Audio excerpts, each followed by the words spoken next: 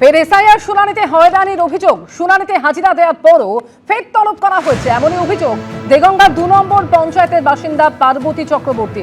পার্বতীর মা বাবা মারা গিয়েছেন, মামার বাড়িতেই থাকতেন তিনি। সেই কারণেই বারবার এসআইআর শুনানিতে ডাকা হচ্ছে বলে অভিযোগ পরিবারের।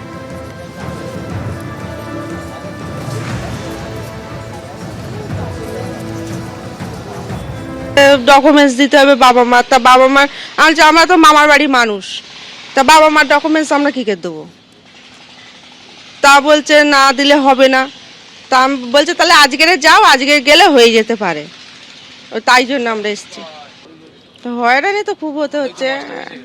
একে শরীর খারাপ, হাঁটতে চলতে ভালো করে পারি না, ব্যথা, আর এই বারবার আসতে হচ্ছে।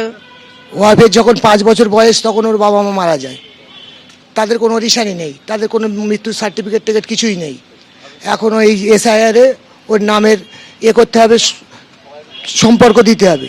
সম্পর্ক দিতে চাইলে ওর দিদিমায়ের কাছে মানুষ, মামার বাড়িতে ওর দিদিমাই সব কিছু, ওর মা বাবা ওর দিদিমাই।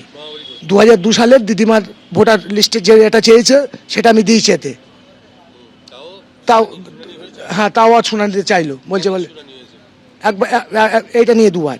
আগে একবার আমি এসেছি, ওখানে কাগজ গিয়েছিল বাড়ি, সেই কাগজ এসে আবার ওখানে জমা নিয়েছে, বলে সম্পূর্ণ হয়ে গেছে। ওরা ছবি টবি তুলে নিয়েছিল, আবার ডেকেছে। আজকে সকালে গিয়ে বলছে আবার নাম ওঠেনি তোমার, আমাদের মেম্বার, পঞ্চায়েত মেম্বার, আবার আসতে হলো। উত্তর 24 পরগনার বাদুড়িয়ায় চাঞ্চল্যকর অভিযোগ উঠল। এসআইআরে যাদের শুনানি হয়েছে তাদের মৃত বলে দেখানো হচ্ছে। বাদুড়িয়ার চণ্ডীপুরের উত্তর ব্যানার গ্রামের 45 নম্বর বুথে ঘটেছে এই ঘটনা। মৃত মানুষ কোথা থেকে উঠে এসে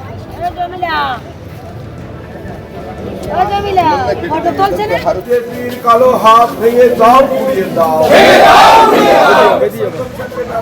বৈধ ভোটারদের নাম ছেড়ে দেওয়া,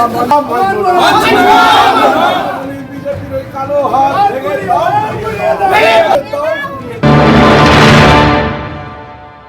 আমাকে মৃত বলে ঘোষণা করা আগে, যেহেতু আমি যদিও এখানে এসে গত শুক্রবার বোধহয়, গত শুক্রবারে হিয়ারিং হয়েছে, কাগজপত্র দেখে বলে ঠিক আছে যান, ফটো নিয়েছে, সব কিছু নিয়ে। তারপরে আবার এই আমাদের মেম্বার সাহেব বললেন যে ঠিক আছে তুমি বেঁচে নিয়ে তোমার মৃত্যু ঘোষণা হয়ে গেছে, তা বিডিও অফিসে যেতে হবে। সেই জন্যই এখানে এলাম। এখন কে আমাকে মৃত ঘোষণা করেছে, আমার ডেথ সার্টিফিকেট চাই। আমার ডেথ সার্টিফিকেট দিতে হবে এখানে। আমার 73 বছর বয়স, 73+। আমাকে এই হয়রানিতে, আমার শরীর খারাপ, আমাকে বাধ্য হয়ে এখানে আসতে হচ্ছে। আমার বয়স এই 78, অথবা আমাকে মৃত বলে ঘোষণা জানালো, এবং জানানোর পরে তখন বললাম তাহলে বিডিও সাহেবের সঙ্গে আমাদের সাক্ষাৎ করতে হবে, যে আমরা মৃত কি জীবিত সেটা দেখানোর জন্য আমরা এসেছি। আগে হিয়ারিংয়ে ডেকেছিল আপনাকে? ডেকেছিল। কি জন্য ডেকেছিল? ডেকেছিল ওই নামের ভুল ছিল, মণ্ডলের জায়গায় বিবির জায়গায় মণ্ডল, সেগুলো ঠিক করা হলো। সব দেখিয়েছিলেন? হ্যাঁ, কাগজপত্র সব এনেছিল। এসআইআরে যাদের শুনানি হয়েছে তাদেরকে মৃত বলে দেখানো হচ্ছে, এমনই অভিযোগ করছেন স্থানীয়রা। আর এই ঘটনায় তৃণমূল অভিযোগ করছে যে জীবিতদের মৃত ফর্ম 7 পূরণ করে বিডিও অফিসে জমা দিচ্ছে বিজেপি। পাল্টা বিজেপির দাবি যে তৃণমূলই অশান্তি পাকাচ্ছে, এর সঙ্গে তাদের কোনো রকম যোগ নেই।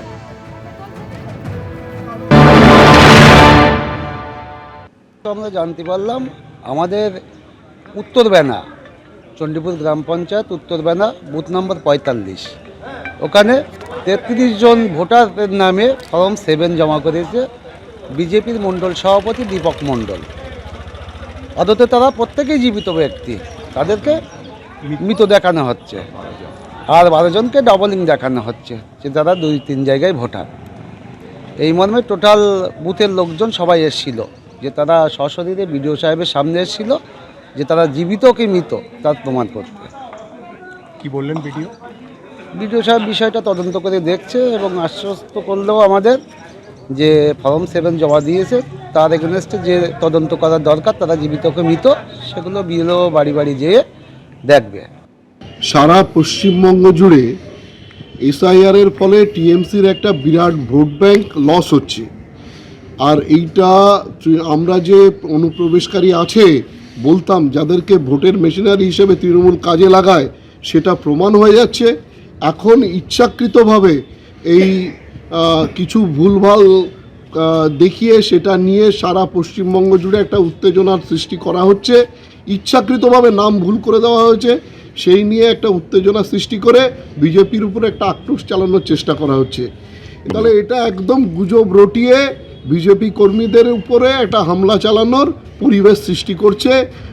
বাদুড়িয়া দাঙ্গাপ্রবণ এরিয়া, এই প্রশাসনের দয়াতেই দাঙ্গাপ্রবণ এরিয়া হয়েছে। তৃণমূল সরকারের দায়েই একটা দাঙ্গা সৃষ্টি করে এসআইআরটাকে ভণ্ডুল করার চেষ্টা করা হচ্ছে মাত্র।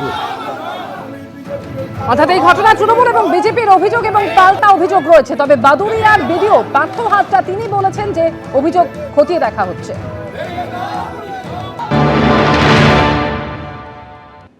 ওনারা একটা কমপ্লেন নিয়ে এসেছিলেন, আমরা শুনলাম ওনাদের কি কমপ্লেন আছে, আমরা এনকোয়ারি নিশ্চয়ই করবো। এনকোয়ারি করে যেটা পাবো সেটাই রেজাল্ট হবে।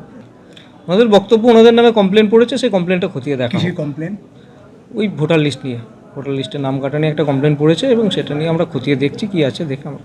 সে লিস্টটা কি আপনাদের কাছে এসছে কোনো তরফ থেকে এদের নাম কাটায়? না, একটু দেখে বলতে হবে। নিয়োগ দুর্নীতির জেরে আজ হাজার হাজার তরুণ তরুণীর ভবিষ্যৎ প্রশ্নের মুখে। এসএসসি যোগ্য অযোগ্য বাছাই করতে পারেনি বলে রাতারাতি চাকরি হারিয়ে পথে বসেছেন বহু যোগ্য প্রার্থী। আর সেই নিয়োগ দুর্নীতি মামলায় জেল খেটে আসা পার্থ চট্টোপাধ্যায় শুক্রবারও বলেছেন, আমার কাছে যোগ্য অযোগ্য বলে কিছু নেই। অবশ্য এর আগেও তিনি বলেছিলেন, দুর্নীতি কোনো ইস্যু নয়। আমার কাছে যোগ্য অযোগ্য বলে কিছু নেই। নিয়োগ দুর্নীতিতে যোগ্য অযোগ্য নিয়ে উথাল পাথাল হয়েছে রাজ্য রাজনীতি। আর সেই নিয়োগ দুর্নীতির মামলায় জেল খেটে আসা পার্থ চট্টোপাধ্যায় এখনো বলছেন তার কাছে যোগ্য অযোগ্য বলে কিছু নেই। জেল থেকে বেরিয়ে এর আগেও অবশ্য ইঙ্গিতপূর্ণ মন্তব্য করেছিলেন তিনি। দুর্নীতি কোনো ইস্যুই না, তাহলে জয়ললিতা ফিরতে পারতো না, স্টালিন ফিরতে পারতো না। উন্নয়নটাই হচ্ছে ম্যাক্সিমাম। এটা স্বয়ংশাসিত তো, এটা শিক্ষামন্ত্রীর তো কোনো কাজ নেই। সামনে বিধানসভা ভোট, বিধানসভার অধিবেশন চলছে, তবে তৃণমূল থেকে পার্থ চট্টোপাধ্যায় বহু দূরে।